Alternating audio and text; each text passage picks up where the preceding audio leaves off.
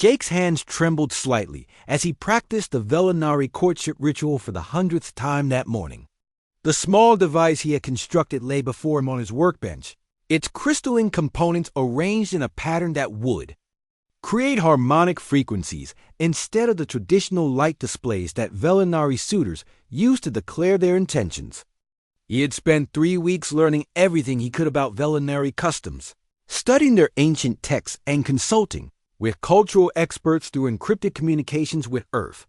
The human delegation's mission was scheduled to end in 5 days, and Jake knew that if he was going to act on his growing feelings for Kirith, it had to be soon. What had begun as professional curiosity had developed into something deeper during their daily conversations in her laboratory. He found himself looking forward to their talks more than any other part of his day, and he had caught himself thinking about her smile at the most unexpected moments. Captain Reynolds had noticed his distraction during their morning briefings, and yesterday she had finally asked him directly about his frequent visits to the experimental section. Jake had been honest about his feelings, expecting her to order him to maintain professional distance, but instead she had simply looked thoughtful and asked if he understood the complications his interest might create. "I understand that it's complicated," Jake had replied, "but I also understand that I can't leave her behind." Now, as he made final adjustments to his courtship device, Jake wondered if he was making a terrible mistake. The cultural research had made it clear that Velinari courtship was an elaborate process that could take months or even years, with specific rituals and requirements that vary between different clans and social levels. The fact that he was human, that Kirith H was considered unmarriageable by her own people, and that their species had no formal diplomatic protocols for intermarriage, made his situation even more complex. But Jake had learned during his conversations with Kirith that she had never experienced a proper courtship ritual. No suitor had ever performed the traditional light displays for her. No one had ever composed the ceremonial songs that were meant to tell the story of a couple's connection. And no one had ever presented her with the symbolic gifts that represented a suitor's commitment. The more he understood about what she had missed, the more determined he became to give her the courtship she deserved. The device he had created was designed to translate the traditional Velinari light patterns into harmonic frequencies that Kirith could experience through her enhanced hearing. He had worked with her own equipment to understand how different sounds affected her, and he had programmed the device to tell their story through carefully crafted musical phrases that would resonate with her modified sensory experience. Jake made his way to Kirith's private garden, a small sanctuary behind the research facility that she had mentioned during one of their conversations. She had described it as the one place where she could truly relax, where the sounds of growing plants and flowing water created a peaceful environment that helped her think. He had asked if he could visit it with her, and she had agreed, though. She seemed surprised by his interest. He found her sitting beside a small fountain, her face turned toward the afternoon sun, while she listened to the gentle sound of water flowing over carved crystal formations. She looked peaceful in a way that Jake had never seen during their laboratory meetings, and he almost lost his nerve as he approached her. "Jake," she said without turning around, "I recognize your footsteps. You sound nervous today." "I am nervous," he admitted, settling onto the bench beside her. "I wanted to talk to you about something important." She turned to face him, her expression showing mild curiosity. "What is troubling you?" Jake took a deep breath, trying to remember the formal phrases he had practiced. "Kirith, I need to tell you that my feelings for you have grown beyond friendship. I know that this is complicated, and I know that there are many reasons why this might not work, but I cannot leave Zephyria Prime without asking for your permission to court you properly." Her face went through several expressions, starting with surprise and moving through confusion to what looked like disbelief. "Jake, you cannot be serious. I am not someone who receives courtship requests. You are exactly someone who should receive courtship requests," Jake replied firmly. "You are brilliant, kind, beautiful, and more interesting than anyone I have ever met. The fact that others have been too blind to see your worth does not diminish it." My people do not consider me suitable for marriage, she said gently. I cannot provide the political alliances that marriage is supposed to create, and I cannot bear children who will be accepted in Velinari society. I am not asking you to marry me for political reasons, Jake said.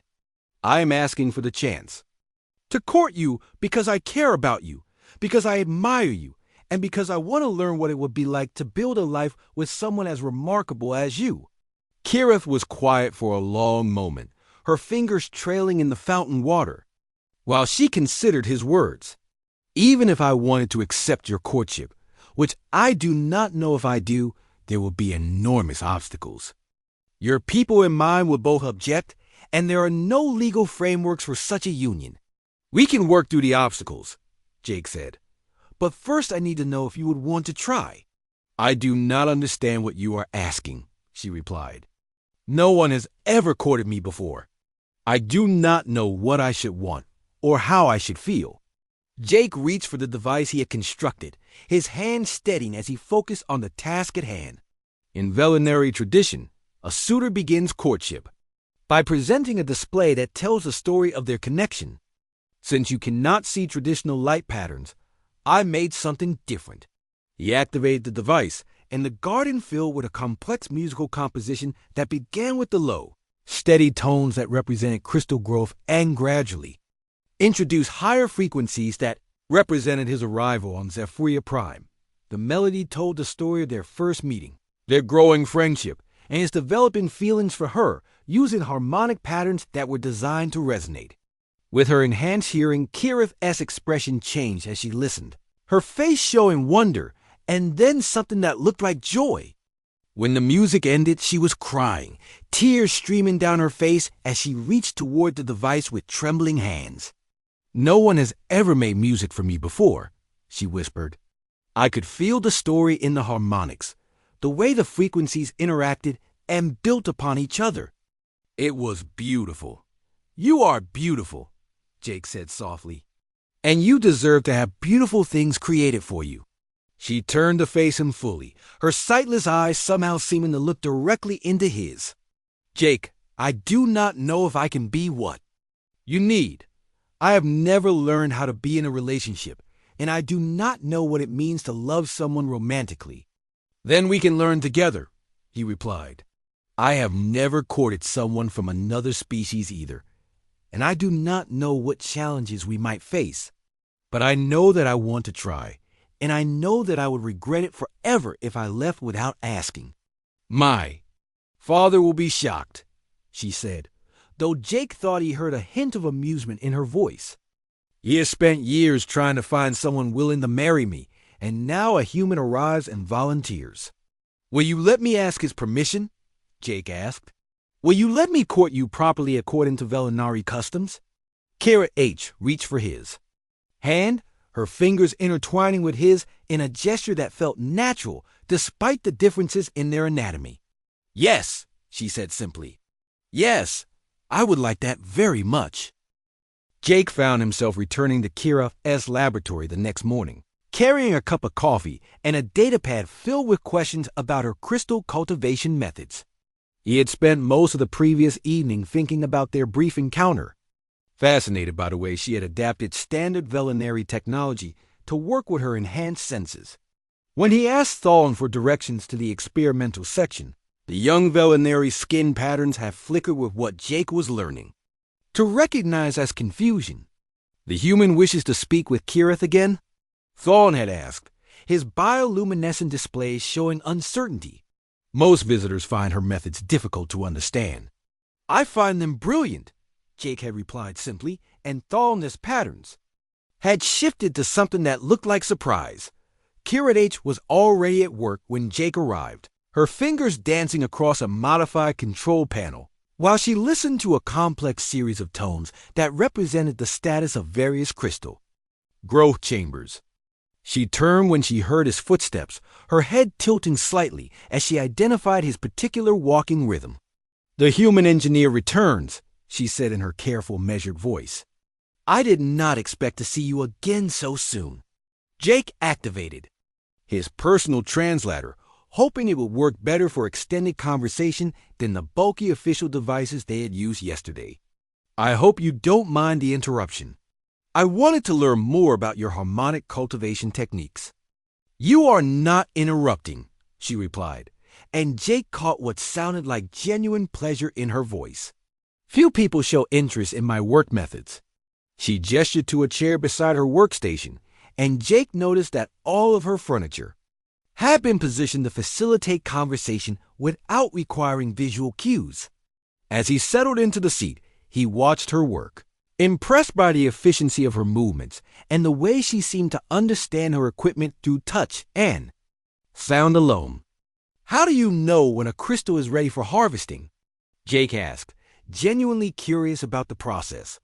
Kirith's face brightened, and she moved to one of her monitoring stations.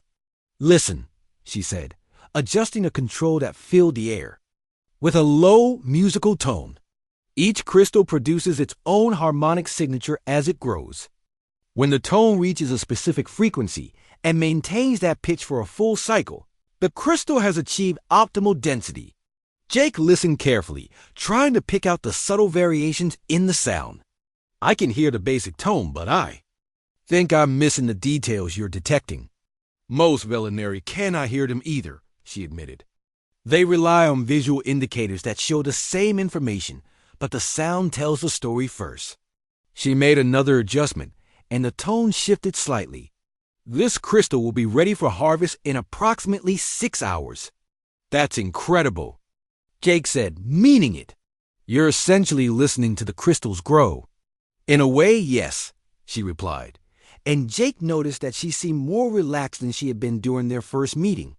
The crystals communicate through vibration, through harmonic resonance. Most people think of them as simple minerals, but they are much more complex than that. Jake spent the next hour learning about Kirith's techniques, asking questions about her equipment modifications and the way she had developed her unique approach to crystal cultivation. She explained how she had discovered that crystals responded to specific sonic frequencies, how she had learned to use her enhanced hearing to detect problems before they became visible, and how she had developed new growth mediums that work better than traditional methods. Your production rates are significantly higher than the standard facilities, Jake observed, checking the data on his tablet. And your crystal quality ratings are exceptional. The crystals grow better when they are nurtured properly, she said simply. Most cultivation techniques try to force rapid growth, but crystals prefer to develop at their own pace with the right encouragement. That sounds like a very human approach to the problem, Jake said, then immediately worried that he had said something inappropriate. I mean, humans tend to prefer working with natural processes rather than forcing them. Kirith turned toward him, and Jake realized she was studying his face even though she could not see it. Tell me about human approaches to problem solving, she said. The reports I have read suggest that your species thinks differently than most others. Jake found himself describing human terraforming techniques, the way they adapted environments gradually rather than imposing sudden changes, and how they had learned to work with existing ecosystems rather than replacing them entirely. Kirith listened intently, asking thoughtful questions and making connections between human methods and her own work. Your people sound more practical than the reports suggest, she said when he finished. The galactic databases describe humans as emotional and unpredictable. We are emotional, Jake admitted, but that doesn't make us unpredictable. It just means we consider more than just logic when making decisions. What do you consider? She asked, and Jake sensed genuine curiosity in her voice. How something feels, whether it seems right, what the consequences might be for everyone involved, he replied. Sometimes the most logical solution isn't the best solution. Kirith was quiet for a moment, her fingers absently adjusting one of her instruments. My people make decisions based on tradition, on social harmony, on what maintains the established order. Individual feelings are less important than collective stability. That sounds lonely, Jake said, then immediately regretted the comment. I'm sorry. I didn't mean to imply. You meant that it sounds lonely, she interrupted gently. And you are correct. It is lonely, especially for someone like me who disrupts the established order simply by existing. Jake felt a surge of sympathy for her, understanding for the first time just how isolated she must feel among her own people. You're not disrupting anything. You're improving it. Improvement that comes from someone who is considered defective is seen as a criticism of normal methods, she explained. My success makes others uncomfortable because it suggests that their traditional approaches might not be the best ones. Then, they're fools, Jake said with more heat than he intended. You've revolutionized crystal cultivation on this world. Any reasonable person would celebrate that achievement. Kira Haas' expression showed surprise, and Jake realized that no one had ever spoken so directly in defense of her work before. You are very kind, Jake Mitchell, but you do not understand Velinary society. My contributions are tolerated because they are useful, but they are not celebrated because they come from someone who should not be able to contribute at all. Should not be able to contribute? Jake repeated, confused. You're one of the most brilliant scientists I've ever met. I am blind, Jake, she said patiently. In a society that communicates through light patterns and judges worth by visual beauty, blindness is seen as a fundamental flaw. I cannot see the skin patterns that convey meaning. I cannot produce the displays that show my emotions. And I cannot participate in the visual culture that defines my people.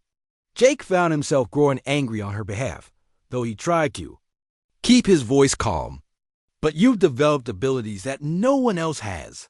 You can hear things that others miss. You understand crystal harmonics in ways that no one else does.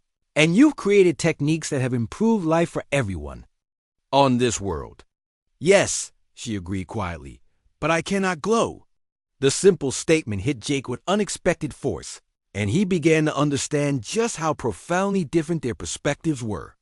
To the Velinary, Kirith's scientific achievements were overshadowed by her inability to participate in their most basic form of communication and expression. Then maybe glowing isn't as important as everyone thinks it is, Jake said finally, and Kirith's face showed an expression he could not quite interpret. You are a very unusual human, Jake Mitchell, she said softly. I think I would like to learn more about your species. The U's horizon dropped out of hyperspace with a shudder that Jake Mitchell felt through the deck plates beneath his feet. He stood at the observation window of the human vessel, watching as Zephyria Prime grew larger in the viewport, its surface gleaming with the crystal formations that had made this world famous throughout the galaxy. The planet looked like a jewel against the black of space, its continents traced with veins of luminescent minerals that pulse with their own inner light. Jake had been selected for this mission because of his expertise in terraforming and infrastructure development, but as he watched the beautiful world rotate slowly before him, he felt the familiar excitement that came with visiting a new place and meeting new people. At 28, he had already worked on 6 different worlds, helping to establish human colonies and mining operations. But this was his first time working directly with an alien species on their home planet. Captain Lisa Reynolds joined him. At the observation window, her reflection ghost-like in the reinforced glass. Beautiful world, she said, though her tone suggested she was thinking more about the practical aspects of their mission than the aesthetic appeal of their destination. The reports say their crystal technology is centuries ahead of anything we have developed. That is what makes this partnership so valuable, Jake replied, adjusting the tablet in his hands that contained the technical specifications for their proposed mining expansion. They have the knowledge and resources. We have the workforce and the industrial capacity to scale up their operations. And hopefully they have the patience to deal with us primitives, she added with a wry smile. The advance reports suggest the Velinary are not particularly impressed with human technology or culture. Jake had read the same reports, which described the Velinary as an ancient and sophisticated species that communicated through complex patterns of bioluminescence and considered most other species to be crude and underdeveloped. The human delegation had been warned to expect polite but distant treatment, and to avoid any behavior that might be seen as aggressive or inappropriate. "We have dealt with skeptical alien species before," Jake said, though he had to admit that the Velinari seemed particularly challenging. "Usually once they see what we can accomplish, they become more willing to work with us." The landing on Zephyria Prime went smoothly, with the human shuttle touching down at the designated spaceport without incident. Jake and his team were met by a small group of Velinari officials, their translucent skin flickering with patterns of cool blue and silver that the translation devices identified as formal greetings, mixed with cautious curiosity. The aliens were taller than humans, with graceful limbs and faces that seemed almost too perfect to be real. The lead Velinari official, who introduced himself as Counselor Virain Day, spoke in a melodious voice that their translation devices struggled to interpret properly. "Welcome to Zephyria Prime, humans.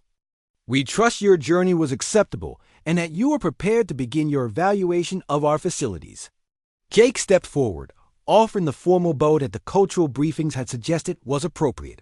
"We are honored to be here, Counselor. My team is eager to learn about your crystal cultivation methods and to explore how our technologies might complement your existing operations." The Velinari skin patterns shifted to what the translator identified as polite acknowledgement, though Jake noticed that several of the other aliens exchanged glances that suggested they were communicating through their bioluminescent displays in ways that the humans could not understand. He made a mental note to ask about this later, wondering if there were entire conversations happening right in front of them that they were completely missing.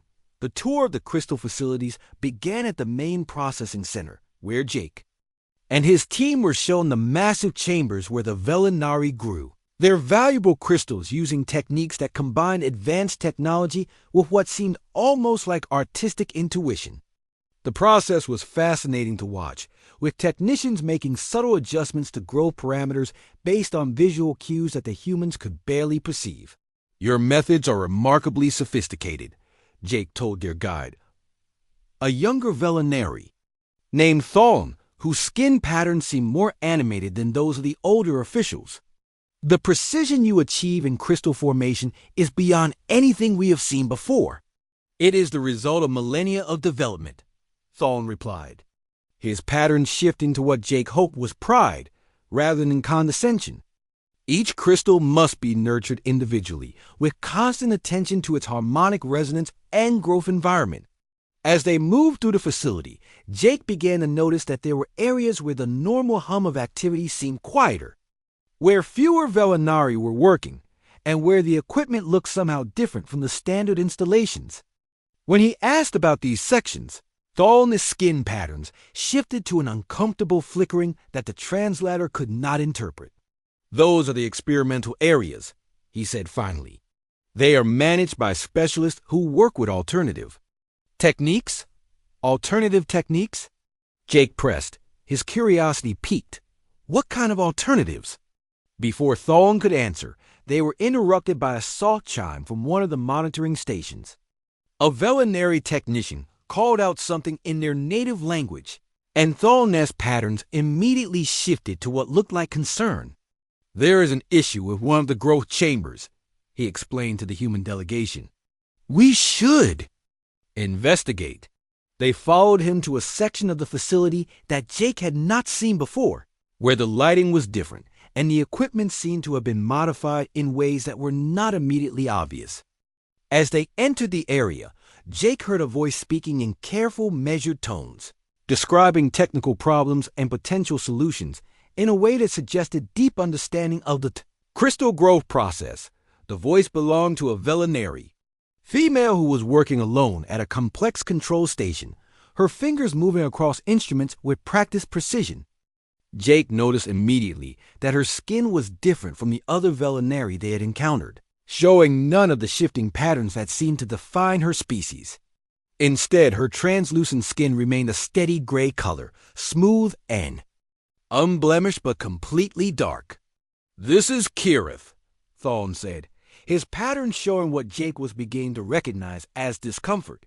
"She is our specialist in harmonic crystal cultivation." Kirith turned toward them, and Jake realized with a shock that she was looking in their direction without actually seeing them. Her eyes, while beautiful, had a distant quality that suggested blindness. She spoke in her own language, and the translator rendered her words as a polite greeting, though Jake noticed that Thaln-S response seemed more formal than the casual conversations they had been having. She asks if you would like to see the results of her latest experiments. Thalning translated, though Jake suspected there was more to the exchange than he was being told. We would be honored, Jake replied, stepping closer to Kira's workstation. As he approached, he noticed that all of her equipment had been modified with tactile interfaces, raised surfaces, and what appeared to be audio feedback systems. The standard Velinary visual displays had been replaced with instruments that relied on sound, touch, and other senses. Kira H began to explain her work, her voice growing more animated as she described the technique she had developed for growing. Crystals using harmonic resonance rather than the traditional visual monitoring methods. Jake found himself fascinated not just by the science, but by the creativity of her approach, the way she had taken what most species would consider a limitation and turned it into a completely new way of understanding crystal formation. This is remarkable, he said, though he was not sure if she could understand him without the translator. You have developed an entirely new approach to crystal cultivation. When the translation device rendered his words, Kira's expression showed the first genuine smile Jake had seen from any of the Velinari since their arrival. The morning light filtered through the crystal formations of Zephyria Prime, casting rainbow patterns across the laboratory walls that Kira would never see. She moved through her workspace with practiced precision, her long fingers trailing along the smooth surfaces of her equipment, while her head tilted slightly to catch the subtle sounds that guided her daily work. The soft hum of the crystal cultivation chambers told her that Batch 7 was ready for harvesting, while the higher-pitched whine from Chamber 12 indicated the new growth medium was working better than expected. Kirith belonged to the Velinari, a species renowned throughout the galaxy for their ethereal beauty and the mesmerizing light patterns that danced across their translucent skin. These bioluminescent displays were not merely decoration, but a complex form of communication that conveyed emotions, intentions, and social status with breathtaking clarity. When Velinari fell in love, their skin would pulse with warm golden hues. When they felt fear, cool blue ripples would cascade down their limbs. When they experienced joy, brilliant silver streaks would race across their bodies like captured starlight. Kirith's skin remained perpetually dark, a smooth gray surface that had never once flickered with the beautiful patterns that defined her people. She had been born without the specialized cells that created these displays, and worse still, without the ability to see the light patterns of others. In Velinari society, this was not simply a disability, but a fundamental disconnect from the very essence of what it meant to be alive. Her people communicated as much through their skin as through their voices, and to them, Kirith existed in a world of permanent silence. The heavy footsteps approaching her laboratory made her pause in her work. She recognized the particular rhythm of her father's walk, the way his ceremonial robes rustled against the polished floor, and the faint scent of the exotic oils he used to enhance his natural light patterns. High Counselor Darendal rarely visited her laboratory, and when he did, it was never with good news. Kirith, his voice carried the formal tone he used when discussing matters of state, though she could detect the underlying weariness that had grown stronger over the past few months. We must speak about your future. She continued her work, carefully adjusting the sonic frequencies that encouraged the crystals to grow in specific patterns. If this is about another suitor, Father, I believe we have exhausted all possibilities within our sector. Her tone was matter-of-fact, without bitterness. She had long ago accepted that marriage was not meant for someone like her. The Consortium of Outer Worlds has expressed interest, he said, though his voice lacked conviction. They seek to establish stronger trade relationships with our world. Kira's hand stilled on the control panel. The Consortium was known for its rigid social hierarchies and its treatment of those they deemed inferior. They wished to examine the broken Velinary girl as a curiosity, not wed her as a partner. Perhaps that is enough, her father replied, and she heard him settling into one of the chairs she kept for the rare occasions when someone visited her laboratory. Our clan's position grows weaker each season. The other counselors question my ability to lead when I cannot even secure a proper alliance through my own daughter. She had heard these concerns before, and they still stung even though she understood the political realities. Velinari society was built on intricate networks of marriage alliances, with each union strengthening the bonds between clans and ensuring the continuation of their bloodlines. A daughter who could not marry was not merely a personal tragedy, but a political liability. The crystals do not care about my skin patterns, she said softly, turning to face him though she could not see his expression. They respond to sound, to vibration, to the careful manipulation of their growth environment. Under my guidance, our world's crystal production has increased by 40% over the past 3 years. Yes, and the other clans benefit from. Your innovations while contributing nothing to our political standing, he replied with obvious frustration. Your brilliant mind is appreciated, daughter, but it cannot replace the alliance that a proper marriage would bring. Kirith moved to another workstation, her fingers dancing across instruments that most Velinari would never think to use. Where? Her people relied on visual cues and light-based interfaces. She had learned to work with sound, touch, and even smell to achieve results that often surpassed traditional methods. The irony was not lost on her that her greatest achievements came from working in ways that her people considered primitive. Tell me about the human delegation, she said, changing the subject to something that had been occupying her thoughts. Since the announcement of their arrival, I have heard strange things about their species. Her father's posture shifted, and she caught the faint sound of his robes adjusting as he leaned forward. They are a young species, barely a century into galactic travel. Most councils consider them too emotional and unpredictable for serious diplomatic relationships. But their technology is impressive, she countered. The reports I have read suggest they approach problems in ways that other species do not consider. Perhaps, he admitted, but they are still primitive by our standards. They have no natural abilities to speak of, no enhanced senses, no particular beauty or grace. They are simply ordinary. Kira found herself smiling at this description. Ordinary can be useful. The most complex solutions often come from the most ordinary approaches. You speak as if you know them personally, her father observed with mild curiosity. I know their work, she replied. Their terraforming techniques show creativity and adaptability that other species lack. They do not try to force environments to conform to their needs, but instead find ways to work with existing conditions.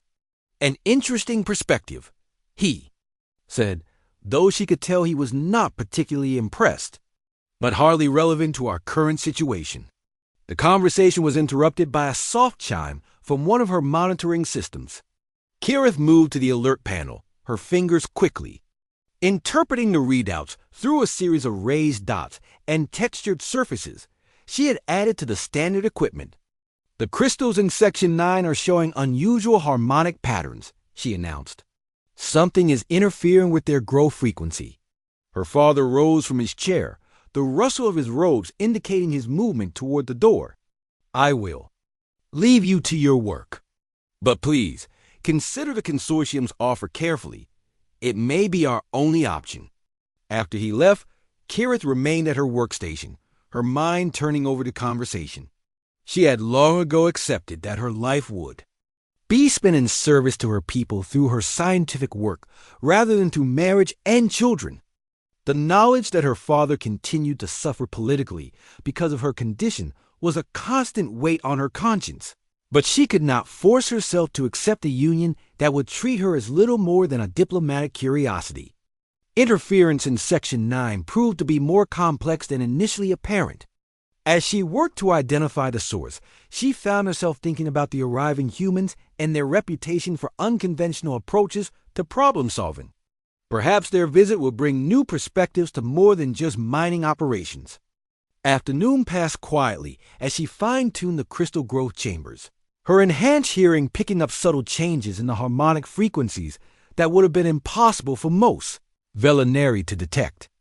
In the darkness that was her constant companion, she had learned to hear the music of growing crystals, to feel the vibrations of successful experiments, and to smell the chemical signatures of various compounds with accuracy that often surprised.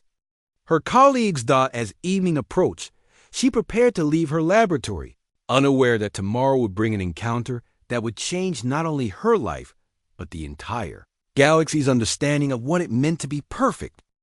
3 weeks of intense work had passed since Jake began developing the hybrid treatment in the Vellani Healing Center. The makeshift laboratory had grown into a sophisticated research facility, with equipment from the Horizon Dawn combined with Vellani healing crystals and energy-focusing devices. Jake had barely slept during this time. Driven by the knowledge that more Vellani people were dying each day, Lyra had become his closest collaborator, serving as both translator and test subject for the experimental treatments. Her understanding of both human medicine and Vellani healing abilities made her invaluable in bridging the gap between the two approaches. She worked beside Jake for hours each day, her violet eyes focused intently on every detail of their research. The compound is ready for the next test, Jake announced to the small group of Vellani healers who had gathered to assist with the research. They had been working with a combination of human-synthesized proteins and Vellani energy-infused crystals, trying to create a treatment that could both attack the diseased organism and restore the damaged, healing abilities of infected patients. Elder Zephyr stepped forward, his aged hands trembling slightly as he held one of the test vials. The old healer had volunteered to be the first test subject, despite Jake's concerns about the risks. 3 previous attempts had failed, and Jake was running out of time to find a solution before the disease claimed even more lives. "Are you sure about this?" Jake asked through Lyra's translation. "We still don't know all the possible side effects." Elder Zephyr smiled and spoke in his musical language. Lyra translated his words with obvious emotion in her voice. "He says that he is old and has lived a full life. If there is any chance this treatment might save the younger generation, he is willing to take the risk." Jake nodded, understanding the elder's sacrifice. He prepared the injection carefully, checking the dosage multiple times before approaching the old Vellani. The treatment consisted of 2 parts, a human-developed compound that would attack the diseased organism, and a Vellani energy infusion that would help restore the damaged healing cells. "This might feel strange," Jake warned as he administered the injection. "The human compound will work quickly, but the healing energy needs to be activated gradually." Elder Zephyr remained calm as the injection took effect. Almost immediately, Jake could see changes in the old healer's condition.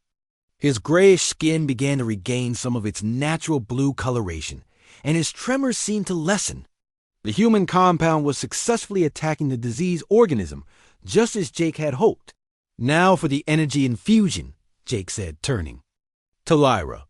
"We need to focus healing energy directly into his damaged cells to help them regenerate." Lyra placed her hands on Elder Zephyr's chest, and the familiar blue glow began to emanate from her palms. But this time, something different happened. Instead of the usual gentle warmth, the healing energy seemed to interact with the human compound in Elder Zephyr's system, creating a bright golden light that pulsed with incredible power. Jake watched in amazement as the old healer's condition improved dramatically. His skin returned to its natural luminous blue, his tremors stopped completely, and his breathing became strong and steady. Most remarkably, Elder Zephyr's own hands began to glow with healing energy for the first time in months. "It's working," Jake said excitedly. "The combination is actually restoring his natural healing abilities." Elder Zephyr sat up slowly, looking down his glowing hands with wonder. He spoke quietly to Lyra, who translated with tears of joy in her eyes. "He says he can feel the healing energy flowing through him again. The sickness is gone, and his abilities are stronger than they were before he became ill." Jake felt a surge of triumph and relief. After weeks of failed attempts, they had finally created a treatment that not only cured the disease, but actually enhanced the patient's natural healing abilities. The combination of human pharmaceutical science and Villani energy healing had proven to be more powerful than either approach alone. "We need to begin mass production immediately," Jake told the assembled healers. "How many patients can we treat? With the materials we have available?" The next few days were a whirlwind of activity as Jake and the Villani healers worked to produce enough of the hybrid treatment for the entire settlement. The process was complex, requiring precise timing and coordination between human technology and Villani energy manipulation. Each dose had to be individually prepared and administered by someone who understood both aspects of the treatment. Lyra proved to be essential in training other Villani healers to assist with the energy infusion process. Her experience working with Jake had given her a unique understanding of how human medicine and Villani healing could work together. She moved through the settlement like a teacher, showing others how to focus their energy in the specific way required for the treatment. The key is to synchronize the energy pulse with the compound's action, Lyra explained to a group of young healers. "Jake showed me that timing is everything in human medicine." As more patients received the treatment, Jake began to see the true extent of its effectiveness. Not only were the sick Villani people recovering completely, but their healing abilities were becoming more powerful than they had ever been before. The hybrid treatment was creating a new generation of enhanced healers who could combine the best of both human and Villani medical knowledge. "This is incredible," Amy Collins said as she helped Jake document the results. "The patients aren't just recovering. They're becoming better healers than they were before they got sick." Jake nodded, though he was puzzled by this unexpected enhancement. He had designed the treatment to cure the disease and restore normal function, but something about the combination of human compounds and Villani energy was creating abilities that exceeded the original baseline. "I think the human synthetic proteins are somehow amplifying the Villani healing energy," Jake theorized. "It's like we've accidentally created a biological enhancement process." Elder Zephyr, now fully recovered and more powerful than ever, approached Jake with a proposal.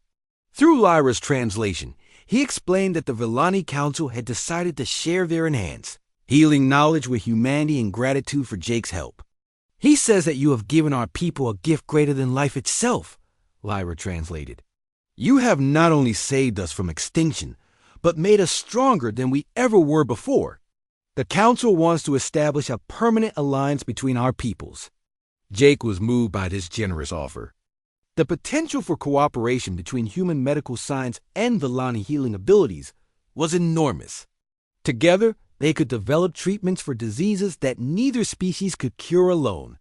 "Tell Elder Zephyr that I am honored by this proposal," Jake replied. "But I want to be sure that any alliance benefits both our peoples equally." As the last of the plague victims received treatment, Jake found himself reflecting on the incredible journey that had brought him to this point. What had started as a simple act of medical compassion had evolved into something that would change both species forever. The success of the hybrid treatment had proven that cooperation between different forms of knowledge could create solutions that neither could achieve alone. Jake realized that this principle could be applied to many other challenges that both species might face in the future. "What happens now?" Lyra asked as they watched the last patient receive the treatment. Her English had improved dramatically during their time working together, and Jake could hear the concern in her voice. Jake looked around the healing center, seeing healthy Villani people where weeks ago there had been only suffering and death. The transformation was remarkable, but he knew that this was just the beginning of something much larger. "Now we prepare for the future," Jake replied. "Your people are safe, but I think our work together is just beginning. There are probably other diseases out there that will require both human science and Villani healing to cure." Lyra smiled at this prospect, her violet eyes bright with excitement. "Then we will face them together, as partners." Jake nodded, feeling a deep sense of satisfaction at what they had accomplished. The plague crisis was over, but the alliance between human and Delani medicine would continue to grow and develop. He had saved Lyra's people, but in doing so, he had also opened the door to a future where both species could achieve far more together than either could alone.